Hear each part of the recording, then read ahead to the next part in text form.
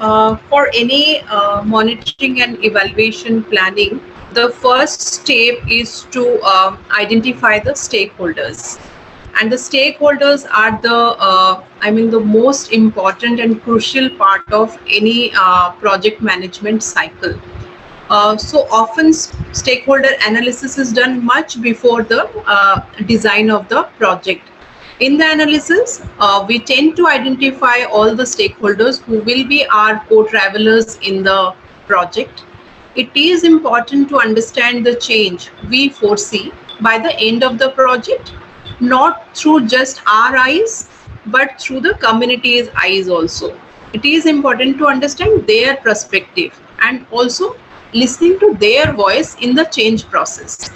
So it is a good practice to budget more time to understand the context of the intervention area, the communities, and the whole ecosystem related to it.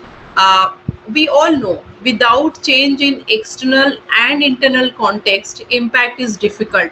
We need changes at all levels and we need to see the whole ecosystem. We have to design the projects where we can hear the voices of the community who are our primary stakeholders, and then we move to the other stakeholders who will be part of our journey in supporting us in the process in bringing that change and also taking the ownership. Just let me put it in a very simple way, giving an example. uh, I am giving an example from Odisha, from a tribal community, where we wanted to see that the children of tribal communities get quality education. So, who is our primary stakeholder here? So, here, our primary stakeholder are the children. But if we just directly go to the parents, to the teachers, to the government officials, and then say, okay, what are the issues here? Why are children not coming to school? Why are children not interested?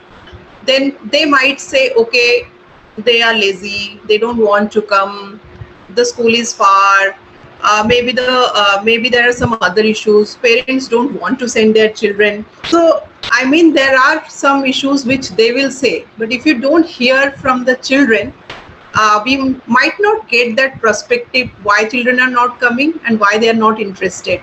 So when I went to that village and I spoke to few children and then started probing them, they said, we don't understand the language the teacher says. So they are from, they speak Ho language.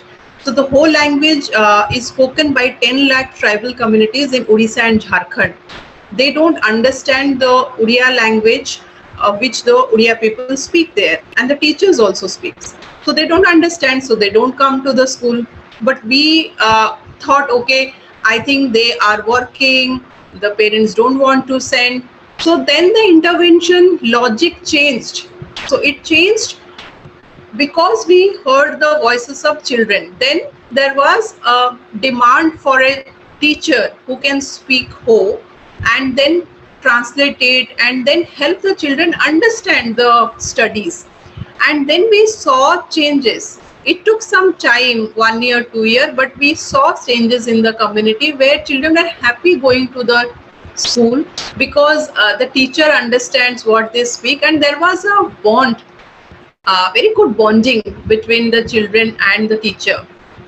It made me feel very happy, and this is based on my experience. I am saying that it is important to hear them out, the people with whom we are going to work. As a M&E professional, if we can help the program colleagues to identify the people, group, communities who are the most marginalized, who don't come out and speak with zero power, and start asking questions about their involvement in the change journey.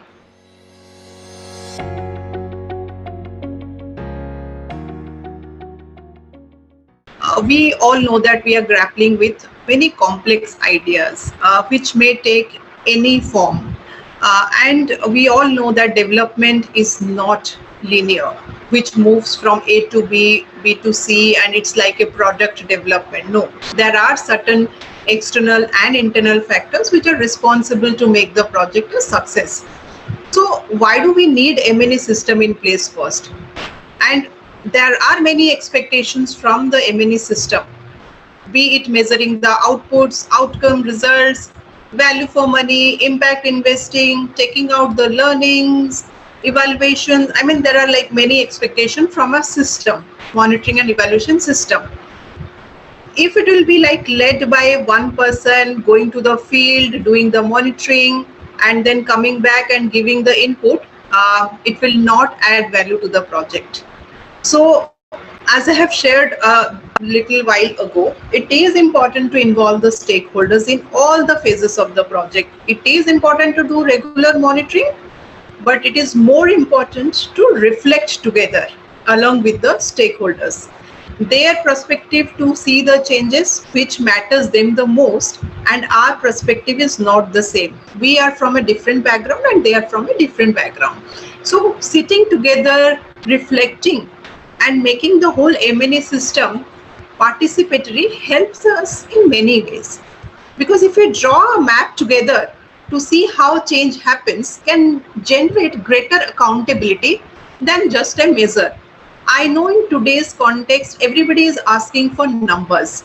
So how many people went, how many people were benefited? I know there is importance of numbers, but it is also important to reflect the learnings in what is the project actually doing and who are the person who are getting some results out of it. Is change happening and how change is happening? This should be reflected together and discussed together. Some key elements which make M&E system should make M&E system participatory. I always say that it strengthen the inclusion and the accountability part. Why is there a M&E system and why do we want to make it participatory? Because if you don't make it participatory, it will not strengthen the accountability part. It will not strengthen the inclusion part. We need to include everyone. We cannot exclude anyone in the M&E system. We need to make it participatory. Then regular community guidance and feedback is necessary to improve the project. We need to speak and to have dialogue with the community, with the stakeholders who are there in our project. And then ownership. Ownership is also important. Ownership and support from the stakeholders. If they know what is happening, for whom it is happening and how it is happening, they will definitely give us time, and then they will also support us in the whole process. And the most important thing is it will help us in addressing the emerging issues. Because when we started a project, maybe 2-3 years or 5 years back, there was a different context and things change during the course of the project. And those emerging issues needs to be addressed, because if we don't address those issues, we are not going to achieve the results, and those concerns, those feedback will only come from the community and the stakeholders we are working with. So it is important and necessary to make the M&E a participatory process, because if you don't do it in a participatory way, you will not get the whole picture.